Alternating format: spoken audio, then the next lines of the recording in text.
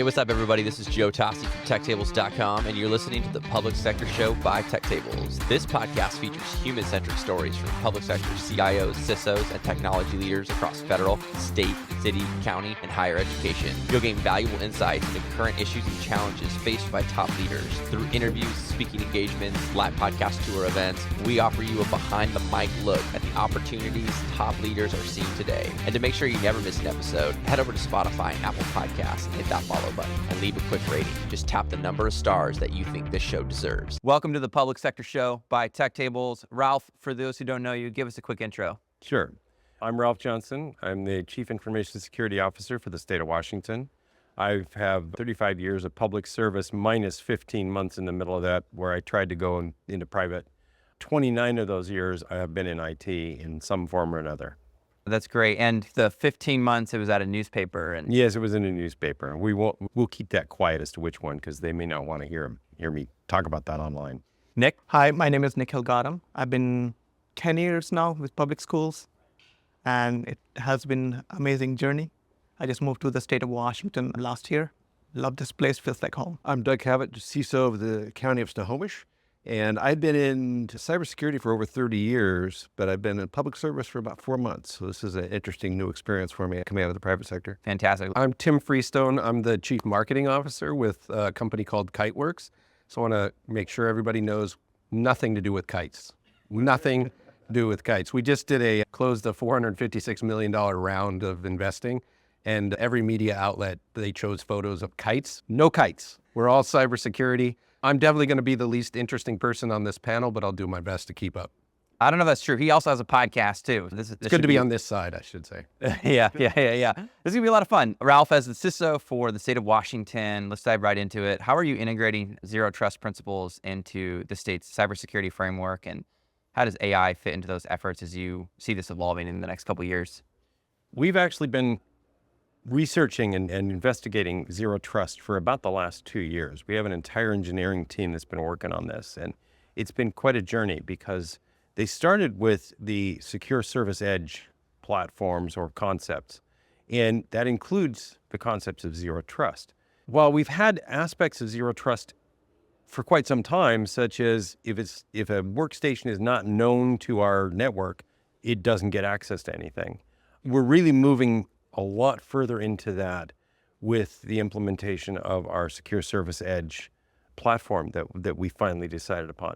It's been a long journey, and it's been a harrowing journey, and it's going to cost the state a lot of money, but we're going to get there, and we've finally decided on a vendor. But zero trust is a very complex thing because there are aspects of zero trust in your firewalls, there are aspects of it in your VPNs, there are aspects of it in all kinds of different platforms, which is making a pure zero trust environment difficult to do. And at the state, we're very decentralized. Each agency has certain levels of autonomy, and that makes it very complicated to do as well. We're very excited about the future, but it's taken a long time. As far as AI is concerned, to be honest with you, we're not sure. We're not sure yet. We are struggling, as many other organizations are, with AI and different aspects of AI. And exactly how that's going to fit into our zero trust environment, we don't yet know. We're looking at AI from a lot of different areas, but that's not one that's come up yet. Nick, you mentioned a significant security incident happened at Bremerton School District that you highlighted just the need for this comprehensive security overhaul, leading you to implement a zero trust model by design. Walk us through how that incident shaped your approach, particularly in the terms of just micro-segmenting the network and enforcing least privileged access.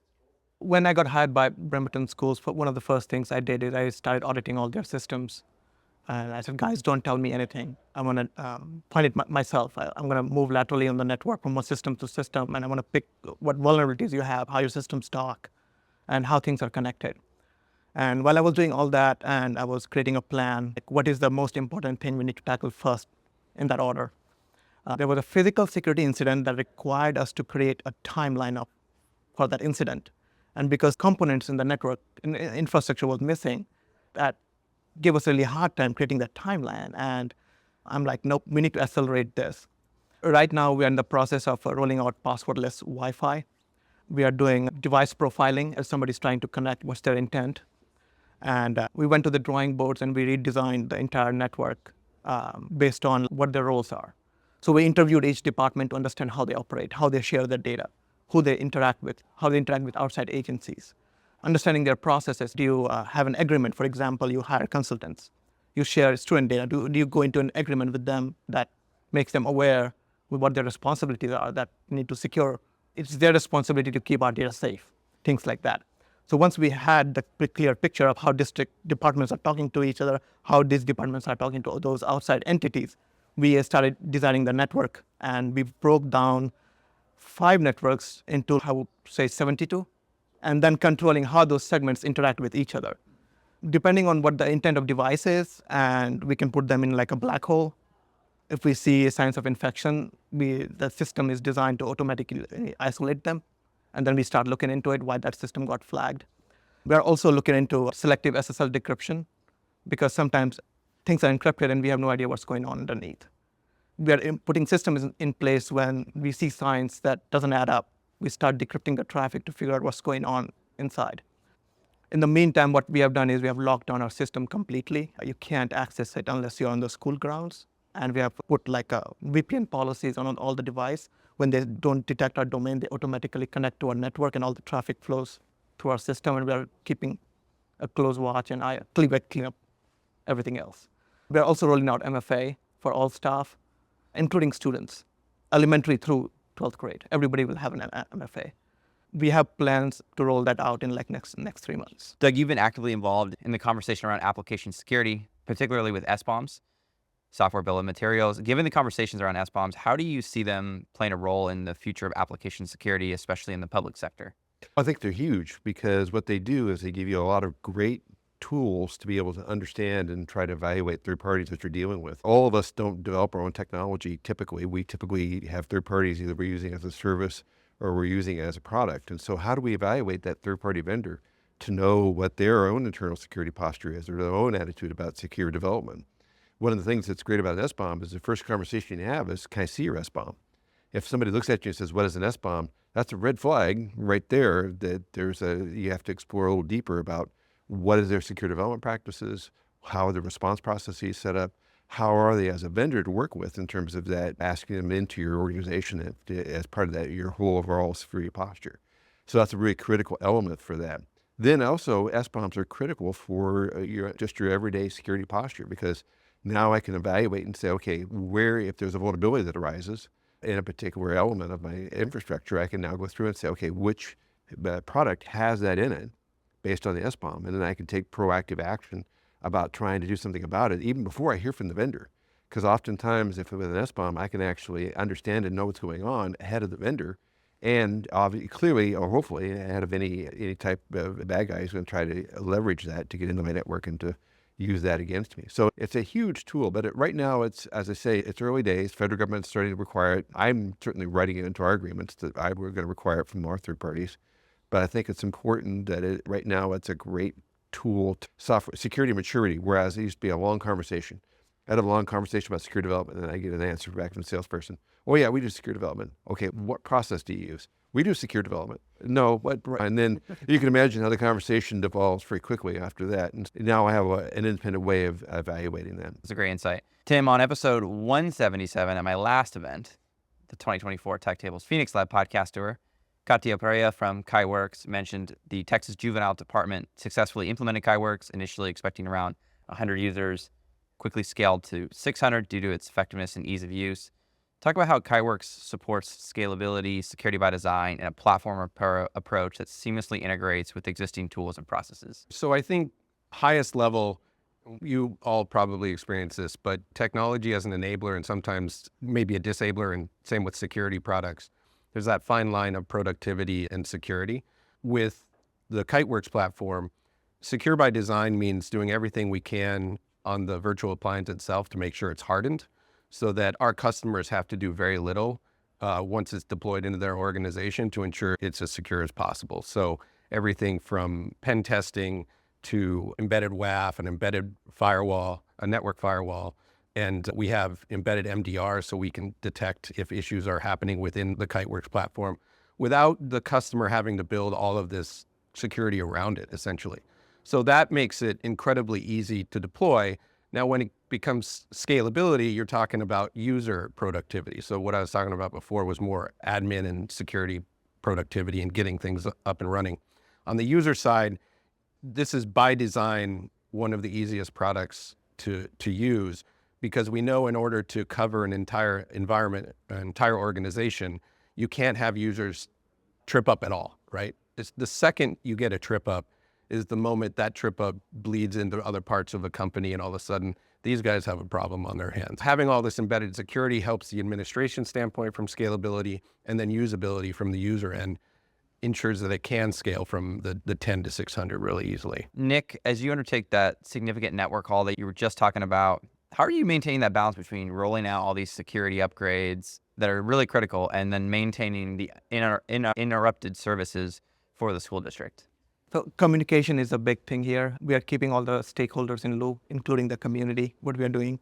We plan this out in our office first, and then we go over the weekend, we check it out in the building if it's behaving the same way. And then we let the principals know, hey, we are switching over from the old network to the new network. And while students are changing classroom and we're making changes to the network, next time they turn on the Chromebook, all their devices are connecting to the secure network. And we are encountering like 1 or 2 devices per building not having issues, which is a very low number, but it takes a lot of preparation to get there. Doug, upcoming primaries, general elections, important time for you? A little busy. How are you preparing for those events, and what measures are you specifically taking to help the county just stay secure during election season? It's critically important. And I think what gets not talked about enough is transparency. And that's been something we've been working very hard with our auditor who runs elections in Snohomish County, and with others that are in the group, about being very transparent about what we're doing, how it works, what's happening, so that there's no ambiguity. It's all very clear. In fact, we just built out a new elections center for folks to see how votes are tallied and how that whole happens, and there's no false ceiling. It's actually open ducts and everything else, so that there's nobody can say that we're not being completely open and transparent. So it's from the ducts to the network to how all the process that goes through that. We were all part of that. The other thing we're doing is we're doing a lot of partnering with the federal government. We working very closely with CISO and others to make sure that we're understanding what the environment is like and making sure we're trying to do things. We're also doing tabletop exercises with them to be sure we're prepared and we understand we have all of the right levers to pull if something does go in a different direction than we would like it to. But mostly it's around just doing the basics well. That's what, in essence, what cybersecurity, a lot of it is about, is doing the basics well, and then making sure you have fallback positions if any of those fall through, and then making sure that even in those fallback positions, maybe another fallback position you can get to, but basically you can handle it quickly and adroitly and make sure you can contain the risk, and making sure you understand that well. Tim, the reason why I'm going to also highlight another piece of my past episode is I'm just plugging my own content, dude. I'm sorry. Well, congratulations on 178 podcasts. Yeah. So Katya also mentioned New Mexico's whole estate approach, where Kiteworks was used as a centralized solution across multiple agencies that led to better pricing and more comprehensive protection. From your perspective, both on the commercial side and public sector side, how can other states and large public sector entities replicate this success? Yeah, I'll back up a second just to explain a little bit more about the platforms and in the context of Zero Trust. Gartner talks about Zero Trust as ZTNA, Zero Trust Network Access, and then the least privilege access, always on monitoring, always verify, never trust. So they'll talk about it at the network layer, and then other analysts will talk about it at the cloud or application layer. What Kiteworks says is bring Zero Trust to the data layer, so the content, what we call content-defined Zero Trust. And what that enables us to do is create environments where administrators have complete control over what data goes where, no matter how many sort of fiefdoms are within the organization. So when you look at government agencies, even at the federal, you've got the water department, you've got the electric department, you've got all these different departments that you have to enable with the data. But this department or this part of the government can't see this department or this part of the government's data, right? So we create segmentation around the content within a platform. In that instance, this is what is essentially happens. Based on user roles and the type of content, one user in an agent part of the state will only see the content that they're segmented for, and another department will only see the content they're segmented for. And we've even gone so far as we'll have branded versions so that based on user access and the content that they're accessing, it'll look like the Kiteworks for their department, and it'll look different for another department. So it was a long answer, but it just comes down to this core concept of zero trust. And what we're doing is bringing it to the data layer instead of the network and the application layer, so that you can create a central hub for data controls and data tracking, but have these different entities in government or even in commercial space have access to only their data and only their sensitive information.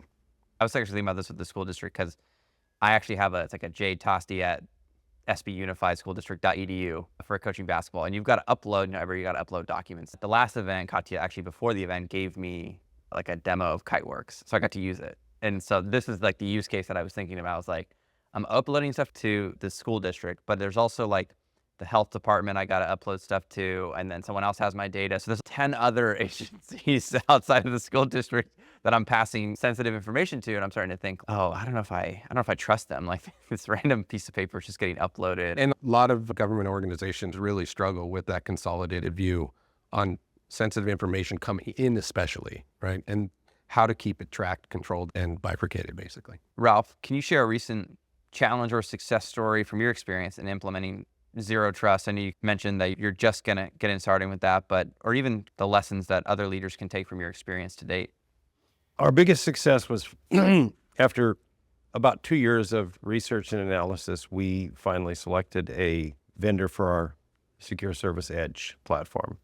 And it was a close call, because the two vendors that came to the bubble to the top, they were so close. One had issues in one area that the other one had solved, and vice versa. And so we ended up going and taking a look at what their roadmap was to make the final determination and where they were both going in the future. And one interesting success in that regard that the state has never done before, so I'm told, is we tied the decision to their roadmap. And we said, if you don't meet these deadlines, because these are critical solves for us, we need these issues that you have in your software solved. What are you going to put on the table? They came back and told us, if we don't meet the deadline, we're immediately going to give you $50,000 off of the next billing cycle. And for every month that we don't meet that deadline is another $25,000 off the cycle, or the next billing cycle. So that was roughly one of them. I don't remember the exact figures, but we put them on notice that if you don't because these are critical aspects for our implementation at the state, if you don't make those deadlines, it's money out of your pocket. And that was new to them, that was new to the state. And so we're actually having some issues with our contracting people figuring out how to write that part into the contract.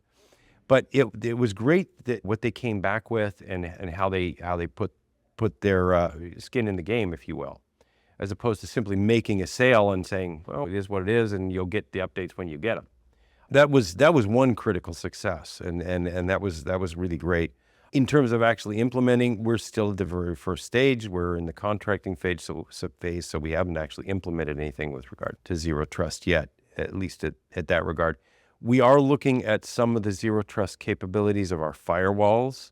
We're looking at, you mentioned selective SSL decryption. We've been using that for a long time. There are certain types of data and data flows that we don't want to decrypt because it's not important enough.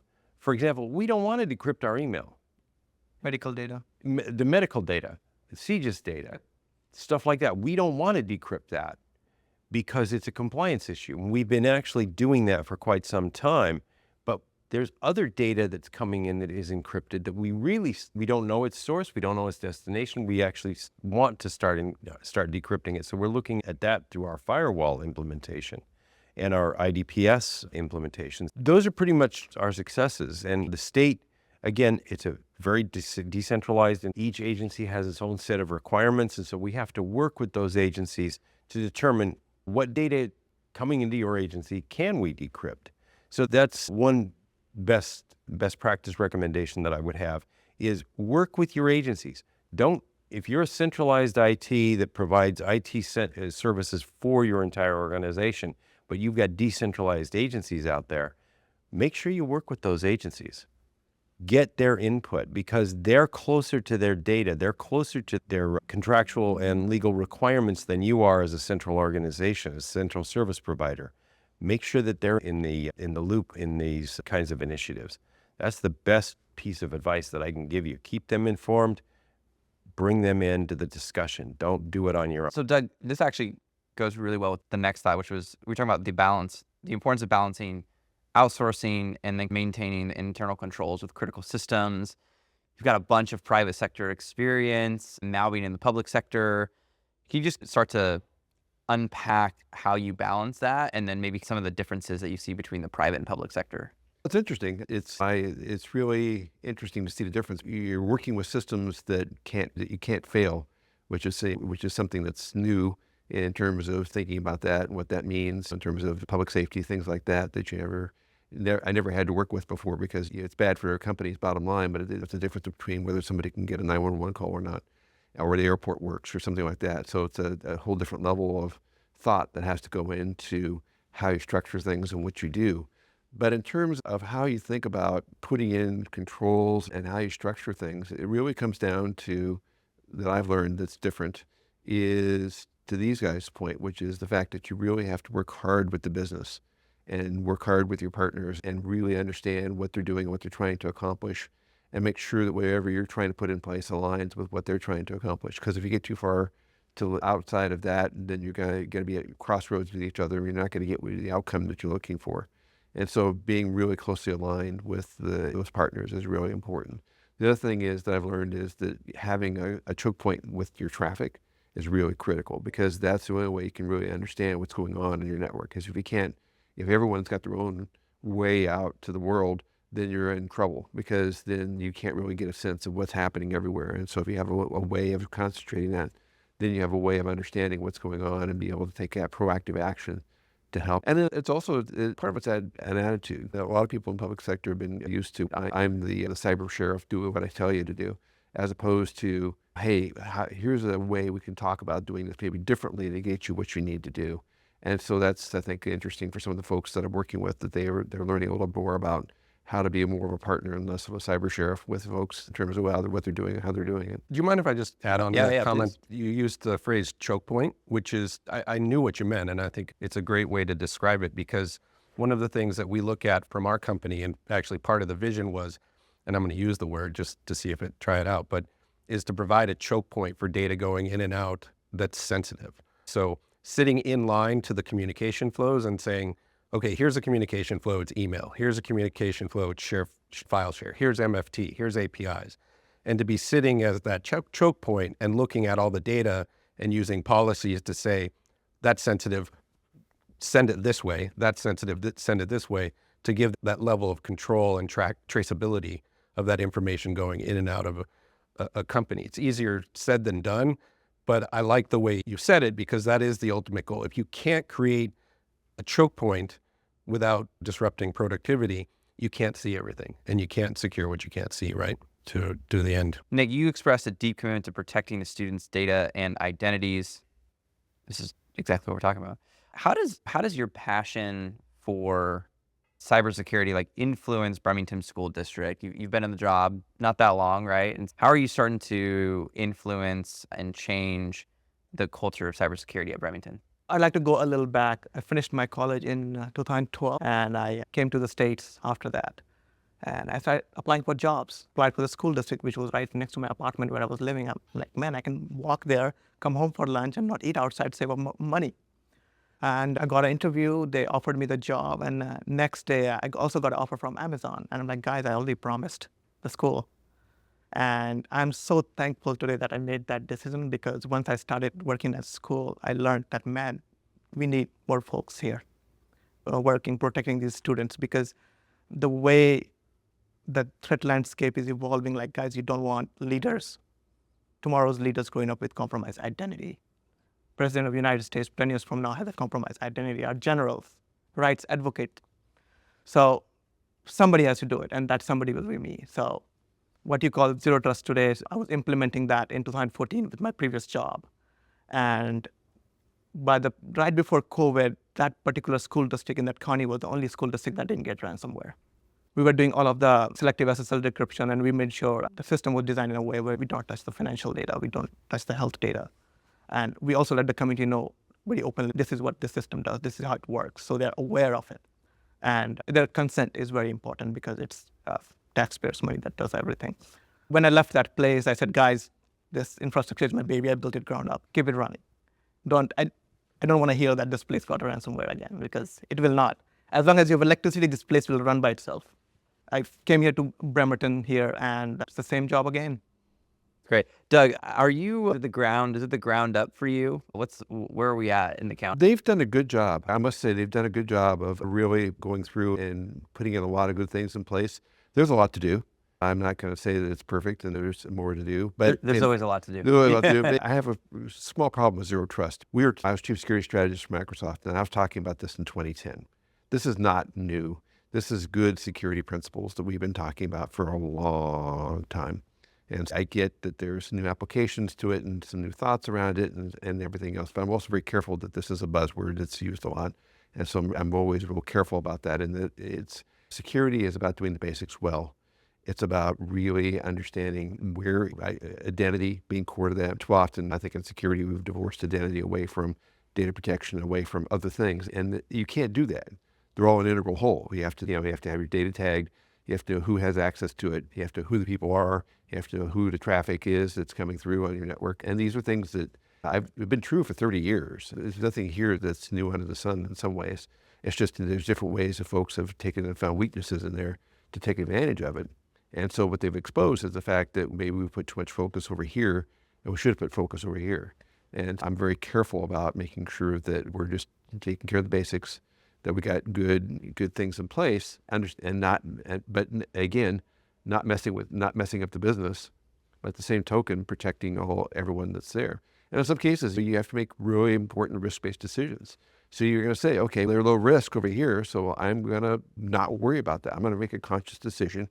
That's something that's happening over there. They have to have that, but I'm going to cave it. I'm going to wall it off from everything else that I do and make sure that I can contain the risk. So that if there is something that happens there, it's walled off, and so I don't have to worry about it. Whereas there's something that's critically important over here, I'm going to put a whole different set of direction and emphasis on that. There's an old saying about if you care about diamonds and paper clips the same way, you're going to end up with a lot of paper clips and very few diamonds, because you only have enough resources to do one.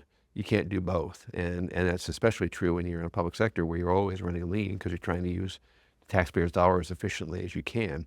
And so you're going to leverage every bit of technology you can, but you're also going to have to be a real good expert at risk management, because otherwise you're going to get caught out because you can't put the same level of resources in everything that you're doing, and you have to make choices. Curious around your thoughts around, so identity, you said this. So how do you think about verifying that Tim is who he really says he is at the county right now? How do you verify that those people are who they say they are? We have to depend on a little bit decentralized, but I think that what we've been doing is that we've been, I think, smart in that they've been saying an MFA implementation, you can take it one of two ways. You can either do it in phases, or you can do it whole hog.